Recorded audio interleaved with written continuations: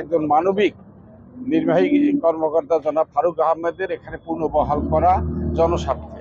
সর্বজন স্বীকৃত একজন ভালো মানুষ, একজন নামাজি মানুষ। আমরা চাচ্ছি উনি থাকলে এখানে একটা নিরপেক্ষ নির্বাচন ওনার তরফ থেকে করা সম্ভব।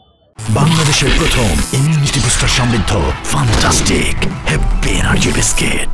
সরকারের একটি সিদ্ধান্ত নিরপেক্ষ নির্বাচনের কারণে যারা অতীতে ইউনো ছিলেন তাদেরকে পরিবর্তন করে নতুন ইউনো দেবেন।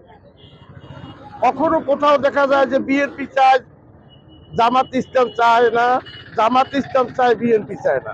কিন্তু বাবুগঞ্জের ব্যাপারে, এই ইউনো সাহেবের ব্যাপারে বিএনপি, জামাত, ইসলামী ঐক্যজোট, ছাত্র সমন্বয়ক, এসডিপি থেকে শুরু করে সকল স্তরের মানুষ মনে করে এই ইউনো সাহেবের কাছ থেকেই নিরপেক্ষ নির্বাচন সম্ভব এবং সবাই তাকে প্রতি আস্থা এবং বিশ্বাস আছে।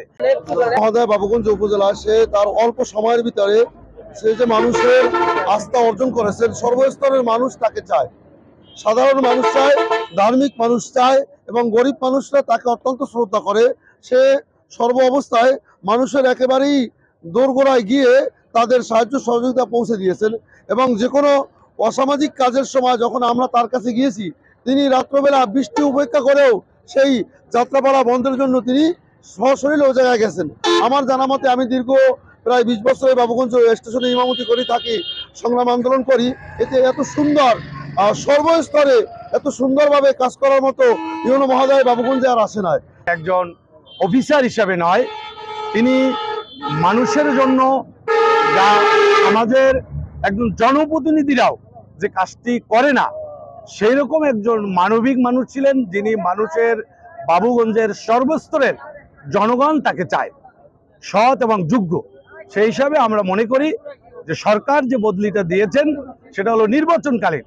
আমরা যদি বাবুগঞ্জের সর্বস্তরের রাজনৈতিক দলের নেতারা সহ যত স্টেক হোল্ডার আছেন, আমরা সকলে চাচ্ছি যে তিনি থাকলে আমাদের এই বাবুগঞ্জের আগামী যে নির্বাচন, এবং বিশেষ করে একজন সরকারি কর্মকর্তা 2 বছরের আগে বদলি হয় না।